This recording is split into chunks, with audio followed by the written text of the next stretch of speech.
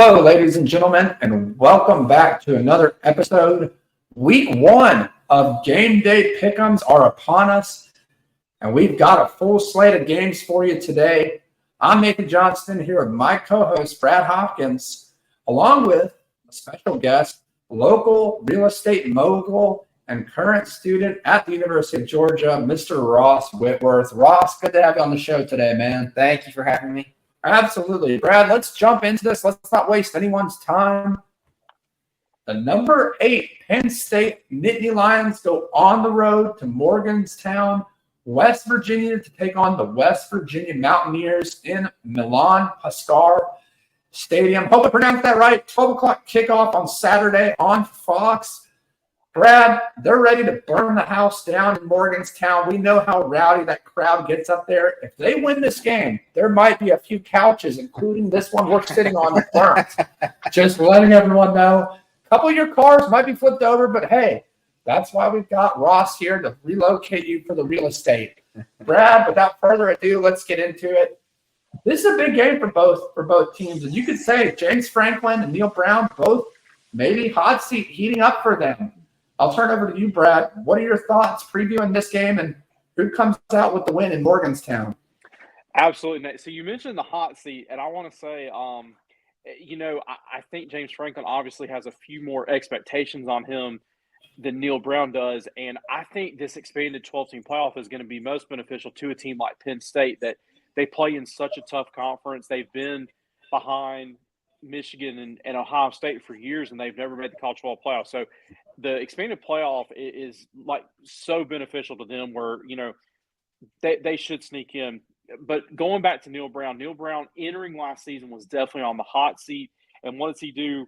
They go 9-4 overall, win their bowl game, 6-3 in the Big 12, and just have a great season, kind of a bounce back year. And I think West Virginia continues that. I think they've got a really, really good squad. They're led by senior quarterback Garrett Greene, who had a fantastic year last year. He's not the biggest guy, only goes about 5'11", 200 pounds, but in that air raid system, he distributes the ball, he gets the ball out to his playmakers, and they're going to continue to play offense at a high level.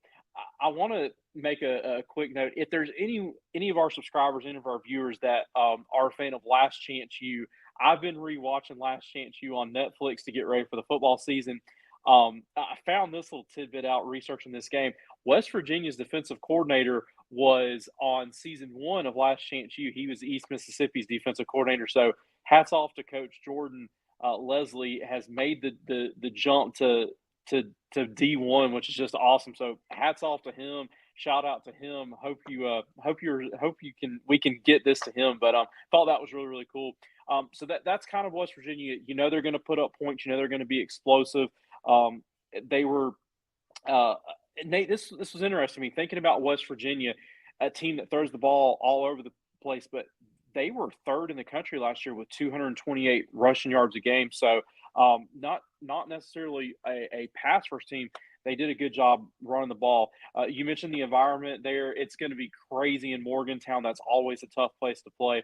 But I really want to focus a lot on Penn State. Of course, we talked about Penn State in our Big Ten prediction, a team that is very, very good, but they just have not been able to get over the hump.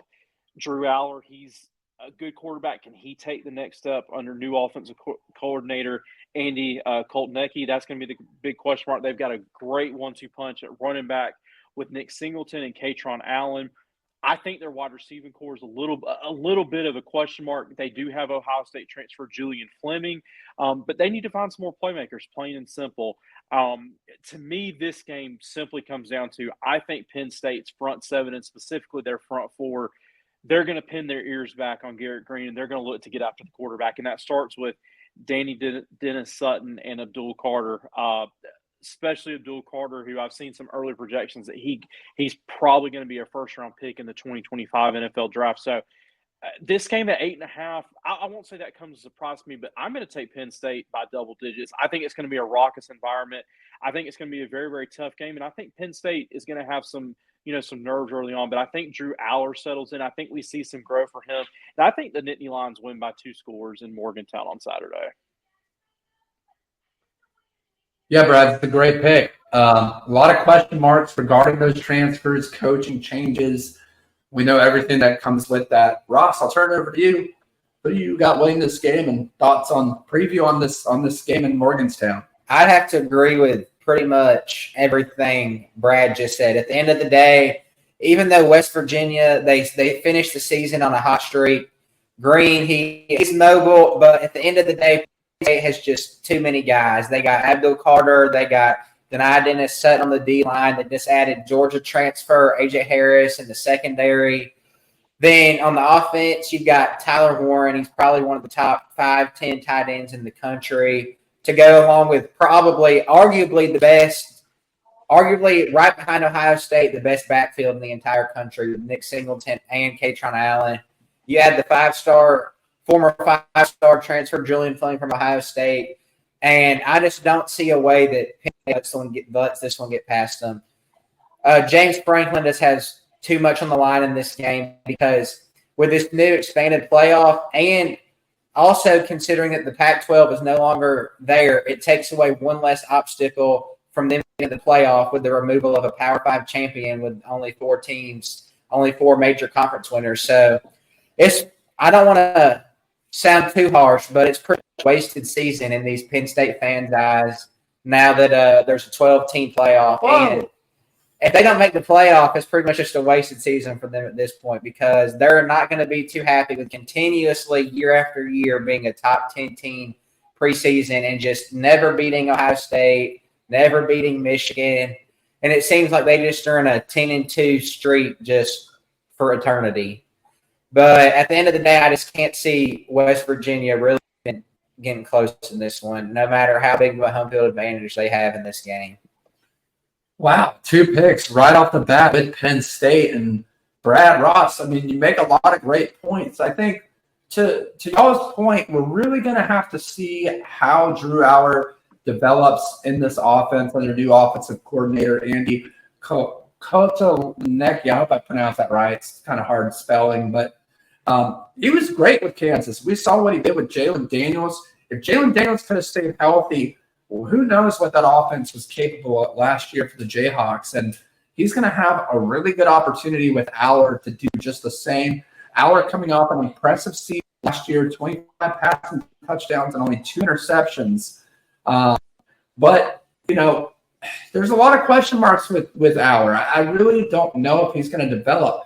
But we saw it with DJU this past weekend with Florida State. Has all the playmakers around him, had the line, had the wide receivers in the run game, but when it mattered most, DJU could not come up big, and the coaching staff didn't trust him. Is James Franklin and Coach Andy, the offensive coordinator, going to trust Allar to make a big play? To your point, Ross, I think Penn State 100% has the second best run game in the Big Ten, behind Ohio State with Singleton. And I just think in the end, I love Garrett Greene. I think he's going to have a big game. We saw flashes last year what he could do. Very, very good dual threat guy. Kind of reminds me a little bit of Johnny Manziel. Has that little underdog mentality in his blood, like a Baker Mayfield, like a Johnny Manziel. I love those type of guys that show up. But in the end, I'm going to take the Penn State Nittany Lions. I think they cover the spread, but don't be surprised if West Virginia keeps it close in this one. Be sure to subscribe down below. Give this video a like, share it with your friends, and be sure to check out our new partner, squadblitz.com, for all new college football fantasy football done the right way. If you're tired of the NFL, tired of your quarterbacks getting injured, look no further. Squad Blitz is here to cover you for all college football. We'll see you next week. It's time to break the huddle.